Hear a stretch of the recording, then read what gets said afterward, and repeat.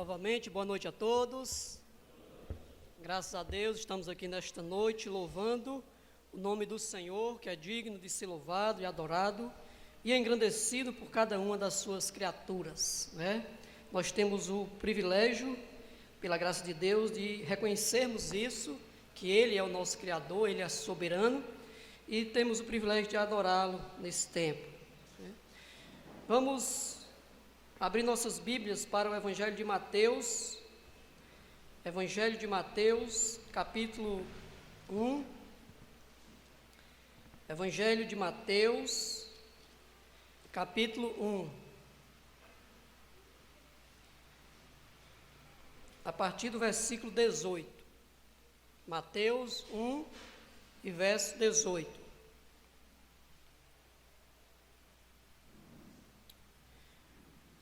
Diz assim a palavra do Senhor: Ora, o nascimento de Jesus Cristo foi assim. Estando Maria, sua mãe, desposada com José, sem que tivesse antes coabitado, achou-se grávida pelo Espírito Santo. Mas José, seu esposo, sendo justo e não a querendo infamar, resolveu deixá-la secretamente. Enquanto ponderava nestas coisas, eis que lhe apareceu em sonhos um anjo do Senhor, dizendo: José, filho de Davi, não temas receber Maria, tua mulher, porque o que nela foi gerado é do Espírito Santo. Ela dará à luz um filho, e lhe porás o nome de Jesus, porque ele salvará o seu povo dos pecados deles. Ora, tudo isto aconteceu para que se cumprisse o que fora dito pelo Senhor por intermédio do profeta: Eis que a virgem conceberá e dará à luz um filho, e ele será chamado pelo nome de Emanuel, que quer dizer Deus conosco. Despertado José do sono, fez como lhe ordenara o anjo do Senhor e recebeu sua mulher. Contudo, não a conheceu enquanto ela não deu à luz um filho, a quem pôs o nome de Jesus. Oremos. Senhor nosso Deus, agradecemos ao Pai pelo privilégio de podermos estar aqui nesta noite para adorar e reconhecer o Teu santo nome. Muito obrigado por isso, obrigado a cada pessoa que chegou nesta noite, obrigado pelos cânticos que aqui já cantamos em louvor da Tua glória. Muito obrigado por tudo que já foi feito aqui.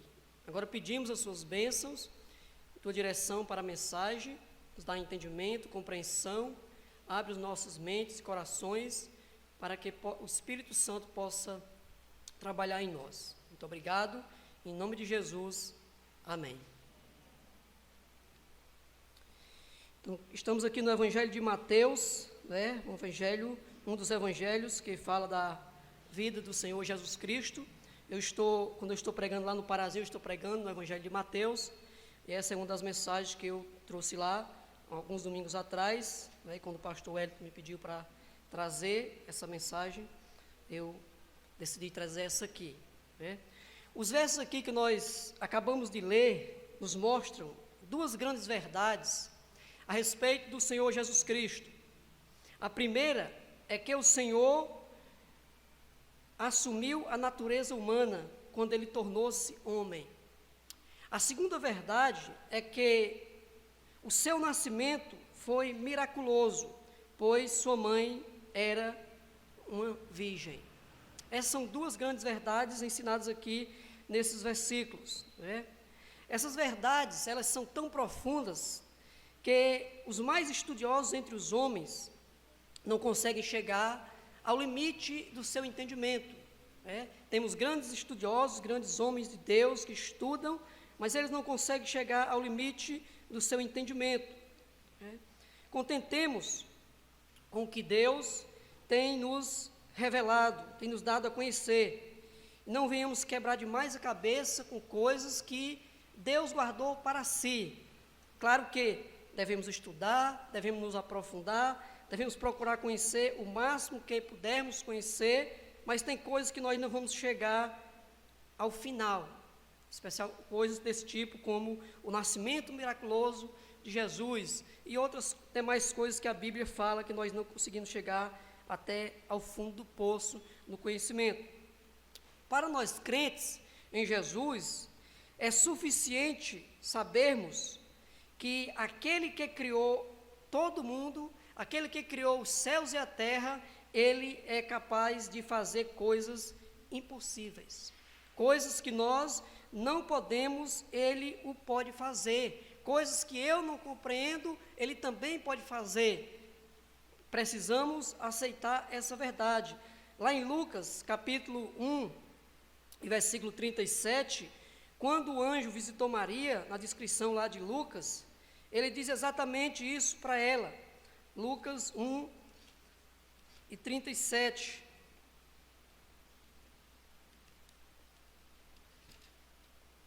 Ele diz, no versículo 37, quando Maria questionou, falou sobre como seria essa gravidez, porque ela não tinha relação com homem algum, né? Ele apresenta outro milagre, falando sobre Isabel, que era prima de Maria, que também estava grávida e já era uma senhora, também uma senhora de idade, né? E no versículo 37 ele diz, porque para Deus não haverá impossíveis em todas as suas promessas. Tudo aquilo que Deus prometeu, que Deus disse que vai acontecer, vai acontecer. Para Deus não haverá impossíveis em todas as suas promessas. Para nós, conhecendo esse Deus, apenas basta isso. O Deus que criou o mundo, o Deus que criou os céus e a terra, Ele está dizendo, então é assim, então vai acontecer. Basta apenas crermos na palavra que Deus revelou, que Deus disse a respeito do seu filho e que ele ia nascer de uma virgem, e assim aconteceu. Nós, crentes, andamos pela fé. A Bíblia diz isso. Sem fé é impossível agradar a Deus. Não podemos andar com Deus pela razão, porque muitas vezes, você não vai ter compreensão em todos os detalhes. Então, por isso é indispensável, quem segue a Deus tem que ir pela fé, né? Maria tinha que ir pela fé. Ela não tinha entendimento sobre isso, até ela perguntou ao anjo como seria isto, e ele disse que o poder do Espírito Santo ia envolvê-la, ia engravidá-la, e ela seria mãe desse menino maravilhoso, né? Desse menino grandioso que seria chamado de Emanuel, né? E a resposta dela, a sua resposta de fé, no versículo 38 de Lucas, capítulo 1, ela disse, então disse Maria, aqui está a serva do Senhor, que se cumpra em mim conforme a tua palavra. E o anjo se ausentou dela. Ela deu uma resposta de fé. Não era que ela tinha entendimento de tudo o que ia acontecer, de como essa geração ia acontecer no seu ventre. Ela não tinha esse entendimento, mas ela respondeu com fé no Deus que havia prometido. Então a nossa vida tem que ser pautada pela fé. O Senhor Jesus é o nosso Senhor, nascido da Virgem Maria, para ser o nosso Salvador. Então essas duas verdades aqui estão contidas nesse texto de Mateus, capítulo 1, voltando para lá, para Mateus, né? E nós vamos observar mais algumas verdades aqui, ou lições que podemos aprender aqui no texto de Mateus, capítulo 1. E a primeira delas, nesta noite, notemos aqui nesse texto de Mateus, capítulo 1, notemos os dois nomes conferidos ao nosso Senhor Jesus. Notemos os dois nomes que aqui foram conferidos, dados a nosso Senhor Jesus.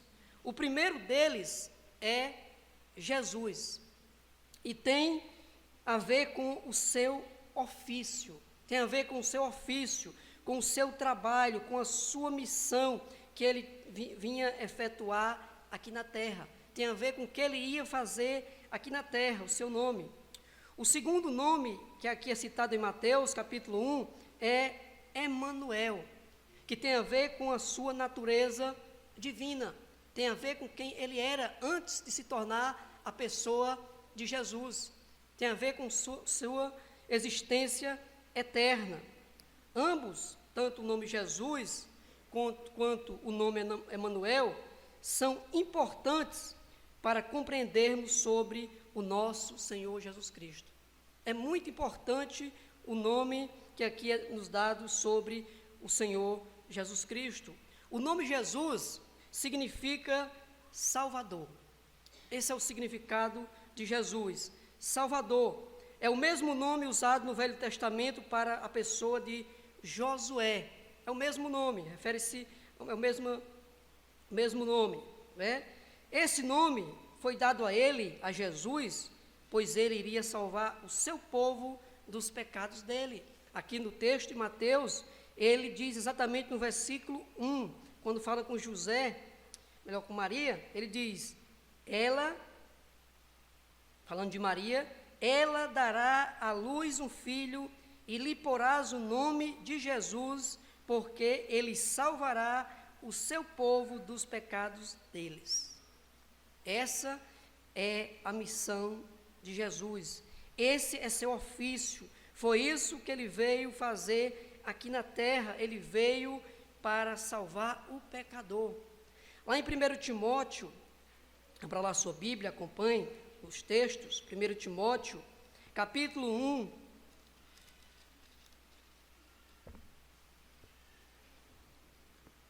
1 Timóteo, capítulo 1, e no verso 15,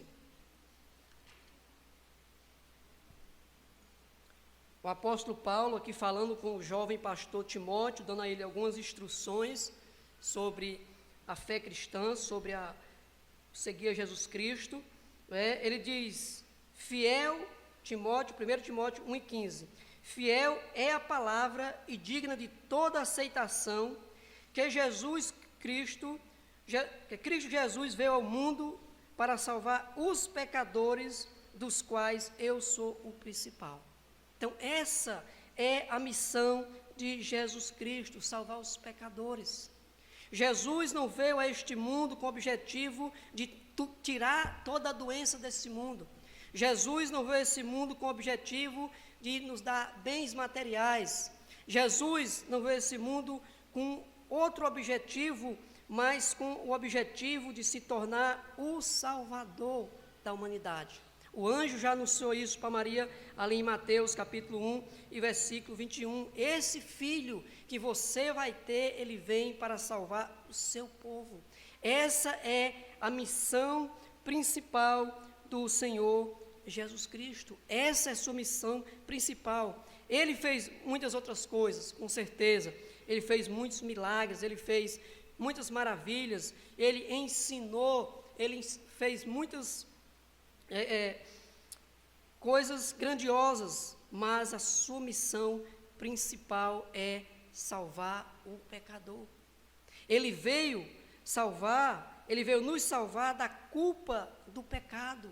Nós nascemos culpados pelo pecado, nós nascemos pecadores, nós nascemos com uma natureza pecaminosa. Às vezes a Escritura já diz isso, você não começa a ser pecador a partir do momento que você faz o primeiro pecado, mas você já nasce com a natureza pecaminosa.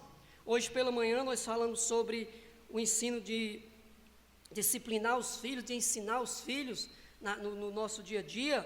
O pastor Brandão falou sobre isso, que nossos filhos, eles já nascem com a natureza rebelde, eles já nascem com a natureza caída, eles já nascem inclinados para o mal.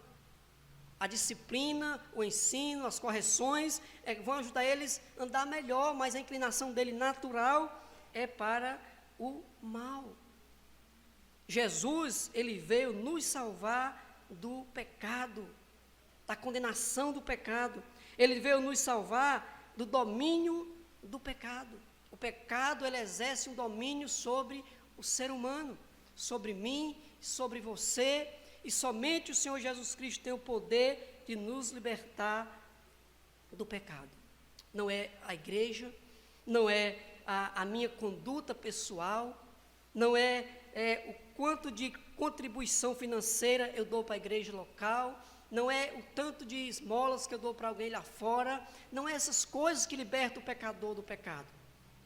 Deus nos ensina sim a fazermos essas coisas, a virmos à igreja para crescermos espiritualmente, para termos comunhão uns com os outros. Deus nos ensina sim a fazermos o bem ao próximo, a amar o nosso próximo, devemos fazer isso. Deus nos ensina sim a contribuir na igreja local para o desenvolvimento do trabalho de Deus. Tudo isso é ensinamento bíblico, mas essas coisas não é o que nos dá a nossa salvação. É o Senhor Jesus Cristo, é Ele que nos dá a salvação por meio do que Ele realizou quando esteve nesse mundo. É Ele que nos dá a salvação por meio da sua morte lá na cruz do Calvário. Ele veio nos salvar do pecado. O anjo disse a Maria, Ele veio nos salvar, e Ele um dia nos salvará da presença do pecado. Ele um dia salvará todo crente da presença do pecado. Hoje, mesmo sendo nós cristãos, seguidores de Jesus, ainda vivemos com a presença do pecado, tanto na nossa própria vida, a nossa natureza pecaminosa, ela ainda está em nós, ela não foi retirada, e também na presença do pecado no mundo como geral. O pecado está estabelecido no mundo. Para onde olhamos, para onde nos viramos, nós vemos a prática do pecado de várias formas e de várias maneiras. Em algumas pessoas mais grosseiramente, mas todos nós, de alguma forma, estamos pecando. Então, o pecado nos envolve. Jesus, Ele já nos salvou da culpa, nós não temos mais culpa do pecado diante de Deus, quando cremos em Jesus.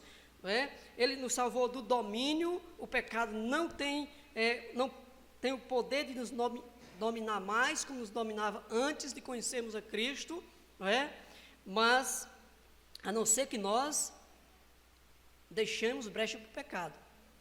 Mas lá em 1 Coríntios 10:13 diz que nós podemos ter vitória sobre o pecado, porque Deus é fiel e Ele vai nos dar a capacidade de vencer, nós que estamos em Cristo. Mas Jesus um dia, Ele nos salvará da presença do pecado. Um dia, Ele nos tirará totalmente da presença do pecado. Ele nos limpará totalmente. Isso é uma coisa maravilhosa que nós devemos ter em nossos corações. Um dia eu vou estar livre desse mal que eu luto todo dia. Se você é igual a mim, com certeza, todo dia você luta com o pecado. Todo dia as tentações chegam à sua porta. Tentações diversas de várias maneiras. Se você é igual a mim, você está lutando todo dia com isso. E com essa luta você sofre, porque é algo miserável que você não quer na sua vida, como cristão. Então é uma luta constante que você tem que travar com a natureza velha que ainda existe no seu coração. Mas um dia, Jesus nos salvará para sempre. Ele nos salvará para sempre. Nos salvará do pecado para todo sempre, quando formos morar com Ele no céu. Essa é uma promessa dele. Lá em João 14, versículo 1 a 3, ele diz para os seus discípulos: não se turbe o vosso coração, credes em Deus, credes também em mim. Na casa de meu Pai há muitas moradas. Se assim não fora, eu vos teria dito, pois vou preparar-vos lugar. E quando eu for e vos preparar lugar, eu voltarei e vos receberei para mim mesmo, para que onde eu estou, estejais vós também.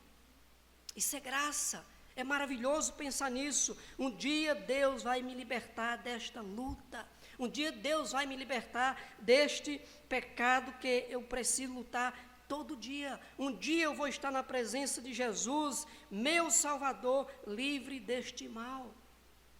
Isso deve nos incentivar a lutar a cada dia com essa esperança. O mundo lá fora não tem essa esperança. O mundo lá fora, eles não têm a esperança de um dia estar eternamente ao lado de Jesus, livre desse mal. Pensam que a vida é só isso aqui mesmo. Então vamos aproveitar a vida, vamos aproveitar o dia, cada dia que nós podemos, em tudo que quisermos e gostarmos. Não precisamos de restrições, vamos viver o que podemos viver aqui, que é só isso. Mas essa não é a mensagem de Deus. Deus diz que haverá vida após a morte, haverá existência após a morte, vida eterna para aqueles que creram no seu Filho Jesus Cristo como Salvador, e morte eterna para aqueles que rejeitaram o seu Filho como Salvador. Então nós temos essa esperança, nós temos essa esperança maravilhosa. Você que está aqui hoje à noite, você tem essa esperança? Você tem essa esperança? Você está esperando por Jesus? Você está esperando a volta de Jesus a qualquer momento? A Bíblia diz que Jesus vai voltar a qualquer momento, a qualquer instante. Ele pode voltar, pode ser hoje à noite. Ele pode voltar para buscar a sua igreja, para buscar os seus, não é? Através do arrebatamento. Ele pode voltar a qualquer momento para buscar. Você tem essa esperança? Se Jesus viesse hoje à noite, você estaria preparado para ir com Ele? Ele lhe levaria? Ele chamaria você lá do céu para se encontrar com Ele nos ares? Você tem essa esperança? Eu creio que a grande maioria tem esta esperança. Nós temos essa promessa de Jesus, e essa não é promessa elaborada por pastores ou por homens sábios, mas foi dita pelo Senhor Jesus Cristo. Eu acabei de citar João 14, 1-3, que ele disse que não ficássemos perturbados com o que estava acontecendo, mas esperasse esse momento que ele iria vir para buscar e para estarmos para sempre com o Senhor. Quem tem confiado no Senhor Jesus como Salvador, um dia vai estar com Ele para sempre. Ele é o nosso Salvador. O anjo disse, Ele vem para ser o Salvador. Você tem confiado nele? Os dirigentes deste mundo, eles têm sido conhecidos como grandes heróis, magníficos e nomes semelhantes, né, que engrandece o homem. Mas o Senhor Jesus, Ele quer ser conhecido como o Salvador. E Ele é o Salvador. Ele disse lá na cruz do Calvário, tudo está consumado. Tudo está consumado. Tudo que era preciso ser feito para o homem, para o ser humano ser salvo, eu realizei. Tudo que o Pai pediu, que o Pai cobrou por causa do pecado, eu paguei aqui na cruz do Calvário. Por isso ele pôde dizer, está consumado. Tudo está feito, tudo foi realizado, não falta mais nada.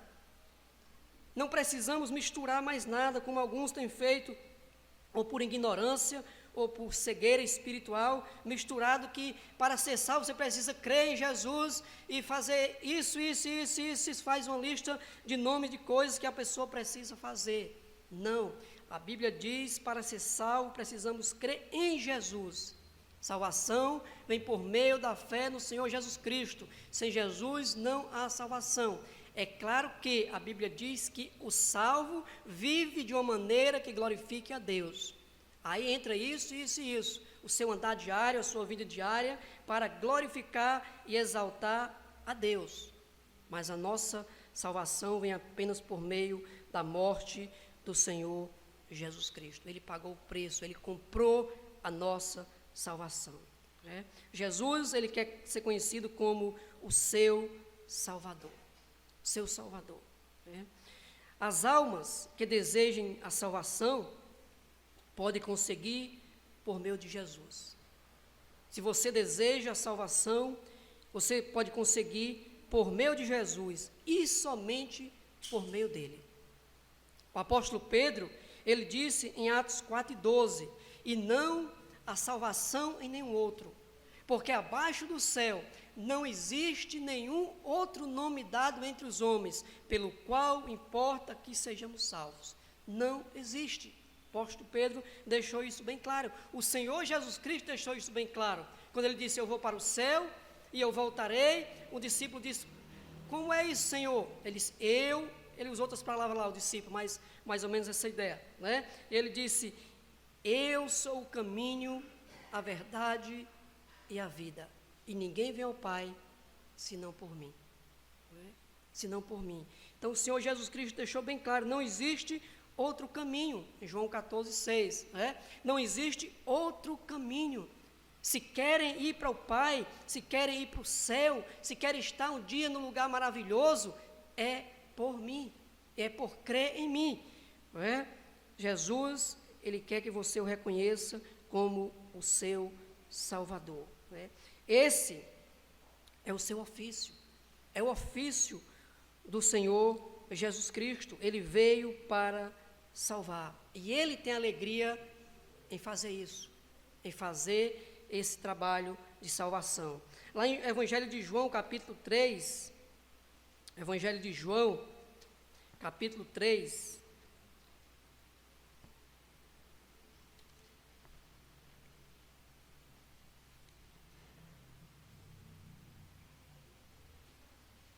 versículo 17.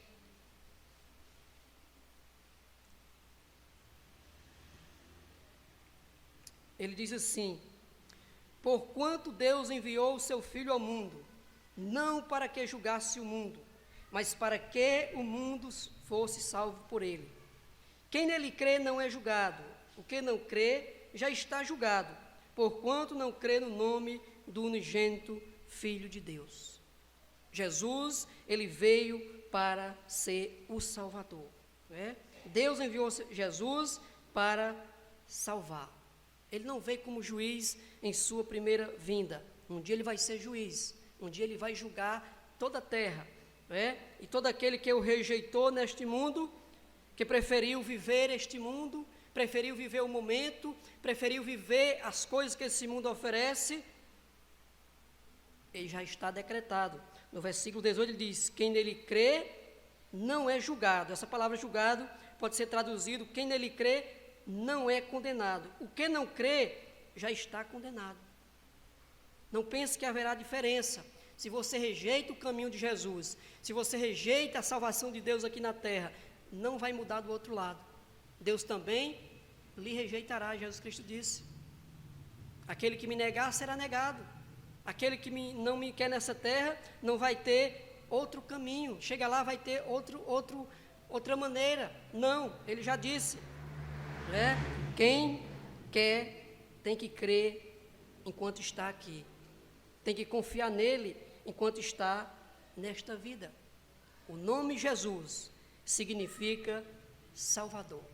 Ele veio para salvar. E se você quer ser salvo, você precisa confiar em Jesus como seu Salvador. O segundo nome aqui apresentado no texto de Mateus é Emanuel. Esse é o segundo nome que Mateus apresenta para o Senhor Jesus Cristo. Emanuel, que quer dizer Deus conosco. Assim é formada a natureza do Senhor Jesus Cristo. Jesus, homem, e Emanuel, divino. A nossa compreensão deste assunto deve ser bem clara em nosso entendimento, em nossa mente, que Jesus, ele é homem e que Jesus, ele é Deus. Se você não tiver essa verdade bem clara na sua mente, não tiver essa verdade bem estabelecida no seu coração sobre a natureza de Jesus, você pode ser levado por muitas heresias. Você vai encontrar pessoas que vai dizer: não, Jesus foi um grande homem do bem, um grande filósofo, um grande professor, um grande mestre. Eles vão falar tudo isso, né? Mas isso é só uma parte do que foi Jesus, né? E outros vão dizer que Jesus, ele é divino, e só divino, não tem nada com a natureza física, com a natureza humana, né? Outros vão trabalhar esse outro lado, mas a Bíblia não trabalha assim. A Bíblia trabalha, Jesus era homem e Deus ao mesmo tempo. Jesus era homem e Deus ao mesmo tempo. A única coisa que Jesus não tinha do homem era o pecado. Ele não herdou o pecado. Por isso, exatamente porque ele foi gerado de uma maneira diferenciada. Ele foi gerado de uma maneira diferente, exatamente para que a sua natureza não herdasse o pecado, não é? Por isso o apóstolo Paulo, em outro texto, vai chamar ele de o segundo Adão, né? Ele tinha uma natureza sem o pecado. Então, ele era homem, Deus, ao mesmo tempo. Por que podemos dizer que Jesus era homem? Pode alguém questionar para nós, enquanto vamos ensinar em algum lugar, em algum momento, e alguém perguntar, dizer que Jesus não era, ou como é que podemos dizer que Jesus era um ser humano como eu e você? Nas Escrituras nos dá as respostas, O que é que faz? Elas mostram as características de um ser humano na pessoa de Jesus. Ela mostra as características de um ser humano igual a eu e você, exceto sem o pecado, na pessoa de Jesus. A Bíblia diz que ele ficou cansado, ele teve fome, ele teve sede, ele chorou, Abra lá a sua Bíblia, João 4 e 6. Evangelho de João,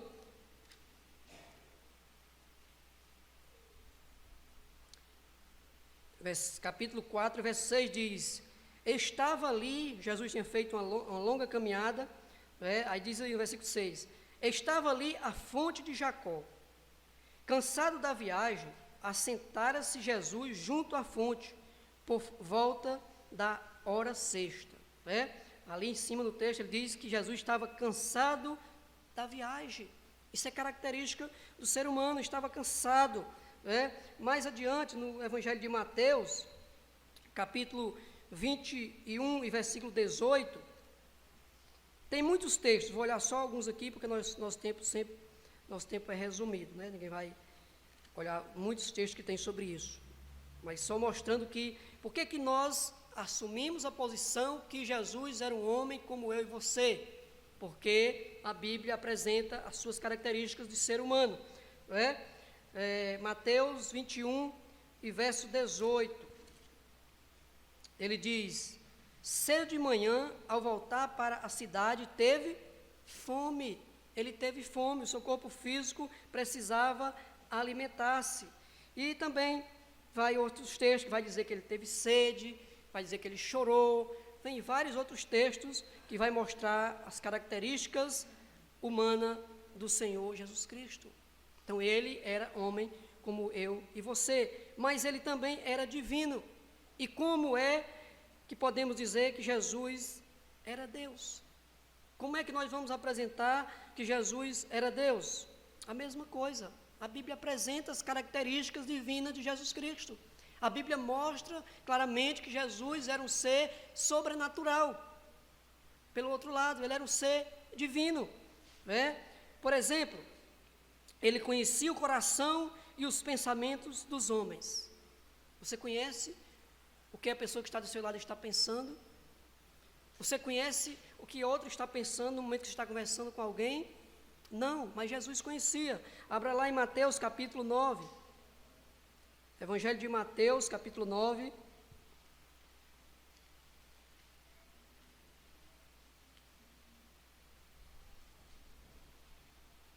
E versículo 4. Jesus estava aqui sendo questionado pelos fariseus, e esse pessoal aí que sempre estava do contra, querendo botar Jesus abaixo, por inveja, para não perder o seu lugar de liderança que eles queriam ter sempre, e questionando Jesus. Em algum momento, e isso nos seus pensamentos, nas suas mentes, e no versículo 4, Jesus diz assim: Jesus, porém, conhecendo-lhes os pensamentos, disse: por que cogitais o mal no vosso coração? Jesus sabia que eles estavam cogitando o mal sobre a pessoa de Jesus. Eles estavam cogitando o mal em seus pensamentos. Também podemos ver outro texto aqui bem pertinho, no capítulo 12 de Mateus, versículo 25. Ele diz: Jesus, porém, Mateus 12, 25. Jesus, porém, conhecendo-lhes os pensamentos, disse: todo reino dividido contra si mesmo ficará deserto, e toda cidade ou casa dividida contra a si mesma não subsistirá. Né? Eles estavam dizendo que Jesus estava expelindo demônios, ou melhor, pensando em suas mentes, né, que Jesus estava expelindo os demônios pelo poder de Satanás. Jesus, com o poder de Satanás, seria como se fosse um outro Satanás, ou um diabo, um dos demônios expelindo outro demônio. A ideia deles era essa: ele não pode ser Deus, isso é um demônio expelindo outro demônio. Aí Jesus Cristo disse: como é que vocês pensam isso? Em voz alta Jesus falou para eles, né?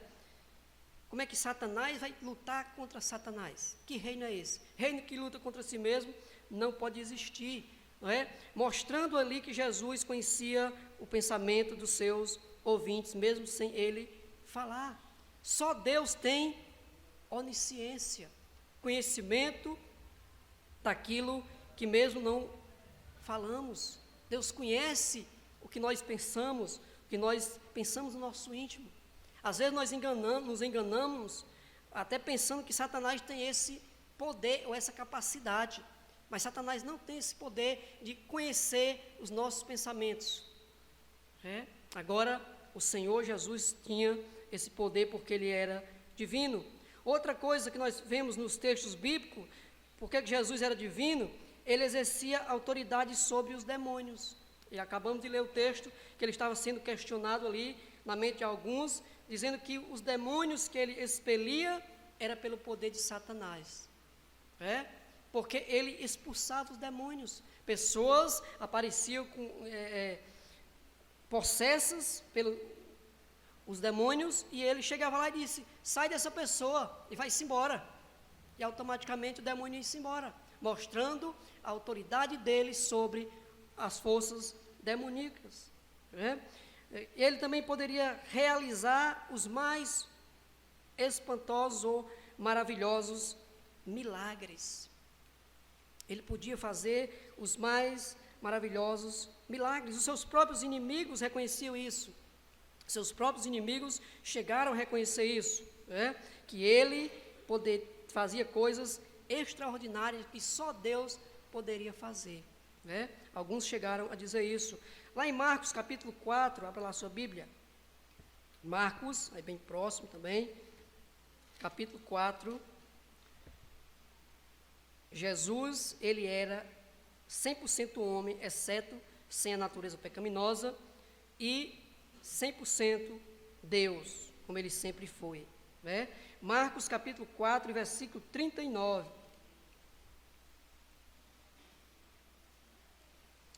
Aqui é quando Jesus acalmou a tempestade. Ele diz aí: e ele, despertando, repreendeu o vento e disse ao mar: acalma-te, emudece.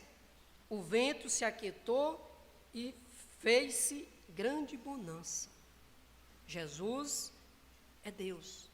Ele é 100% homem e Ele é 100% Deus. Ele acalmou a tempestade, autoridade sobre a natureza, autoridade sobre os demônios, autoridade sobre as enfermidades. Nós conhecemos muitos textos bíblicos que mostram claramente pessoas chegando aleijadas, leprosas, doentes de várias coisas, e ele passava a mão, ou dizia uma palavra, ou falava alguma coisa, e a pessoa automaticamente ela era curada, mostrando assim o seu poder divino sobre as enfermidades. Ele também, em outro texto, no texto lá de Tomé, que é bem conhecido nosso, Tomé lá o incrédulo, que não viu Jesus na primeira aparição dele ali para os discípulos, quando os discípulos disseram: olha, Jesus ressuscitou, aleluia, graças a Deus, estava todo mundo alegre, e Tomé disse: eu não creio não, se eu não tocar nele, se eu não pegar nele, eu não creio não. Na próxima vez que o texto apresenta Jesus com os discípulos, Jesus, diz lá o texto que Jesus entrou na casa, a casa estava toda trancada, Jesus apareceu no meio deles, mostrando ali o seu corpo glorificado também, como era, e Jesus apareceu no meio deles e foi logo para Tomé, para o incrédulo: vede as minhas mãos, os meus pés, que sou eu mesmo, apalpai-me e verificai-me, porque um espírito não tem carne nem ossos, como vede que eu tenho. Então Tomé tocou nele, e o que foi que Tomé fez? Senhor Deus e Deus meu, ele adorou a Jesus. Isso, Jesus aceitou Tomé fazer isso. E por que Jesus aceitou Tomé adorar ele? Se era um grande pecado contra Deus, adorar outro Deus. Tomé, como um judeu verdadeiro, ele nunca ia adorar Jesus, se ele não reconhecesse que Jesus realmente era Deus. E Jesus nunca iria aceitar a adoração de um discípulo se ele não fosse Deus, porque ele era Deus, ele aceitou, e Tomé o adorou. E em outro texto, lá em João 10:30, Jesus igualou-se ao Pai, ele disse: eu e o Pai somos um, nós somos o mesmo Deus, o Deus Todo-Poderoso, não é? E nós não vamos falar disso, nós sabemos que Deus é uma trindade, Pai, Filho e Espírito Santo, não é? Mas Jesus Cristo disse: nós somos iguais, no sentido de poder e autoridade, nós somos iguais, eu e o Pai somos um. Então Jesus era homem e Jesus é 100% Deus, né? Isso é o que nos diz a Escritura. Tudo isso que nós vemos aqui na pessoa de Jesus, falando da sua divindade, demonstra que ele é o Deus eterno. O texto que nós lemos hoje, por exemplo, de João, capítulo 1, o evangelista João, ele começa exatamente falando que Jesus é divino, que Jesus é eterno, que Jesus já existia antes de todas as coisas, não é? Ele diz lá: no princípio era o verbo, e o verbo estava com Deus, e o verbo era Deus. Todas as coisas foram feitas por ele, e vai descrevendo lá, não é? Então, mostrando que Jesus é divino. João começa mostrando isso. Jesus é a causa da existência do universo. Jesus é a causa da existência humana. Jesus é Deus.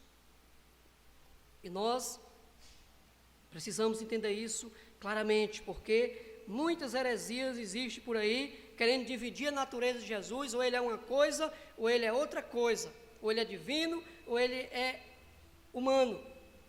Mas a Bíblia mostra que Jesus é as duas pessoas em um ser. Ele é Deus, né? E ele é homem. Ele é Jesus, homem, Deus. Ele é a segunda pessoa da Santa Trindade, como nos mostra as Escrituras. Toda autoridade ele tem no céu e na terra. Ele nos diz lá isso, lá em Mateus 28, que ele tem toda a autoridade nos céus e na terra. Ele entende a nós como ser humano e ele socorre como Deus. Ele nos entende como ser humano e ele nos socorre como Deus. Precisamos crer em Jesus Cristo, crer naquilo que as Escrituras apresentam e segui-lo desta forma. Assim é o nosso Senhor Jesus Cristo, homem e Deus ao mesmo tempo. O que isso implica para nós? O que isso implica para nós? O nosso Deus, ele sabe o que é ser humano. Ele sabe o que é viver a vida humana. Ele sabe o que é a existência nesse mundo, porque ele mesmo se tornou um homem. Ele entende o que é viver na carne humana.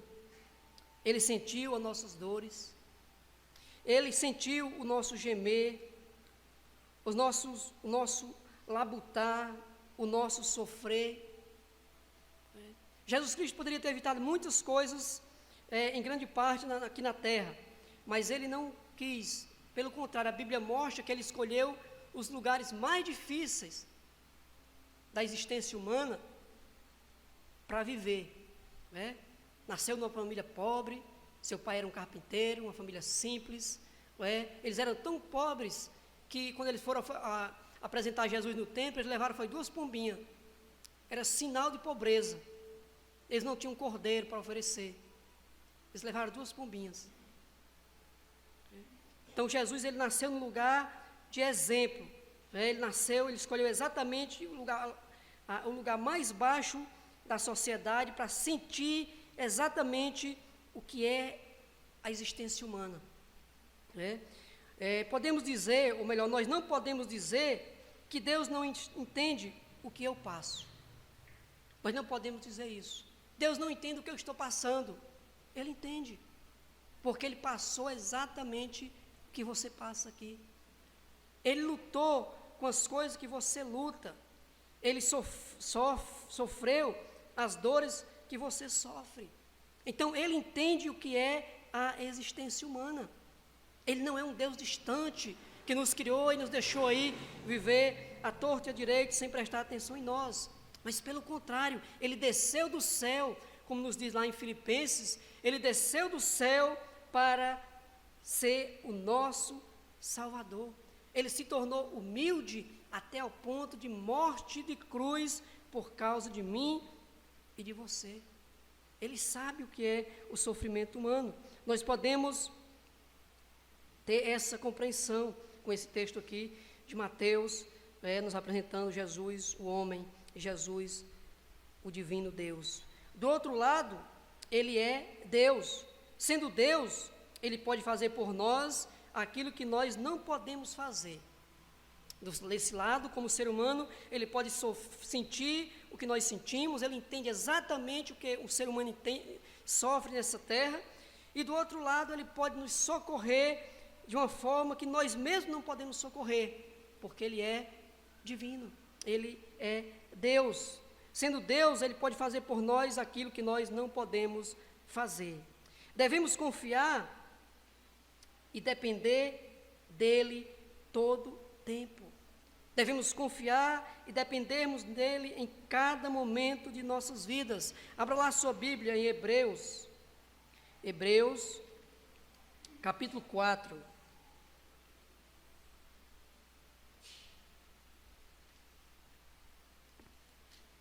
Hebreus, capítulo 4.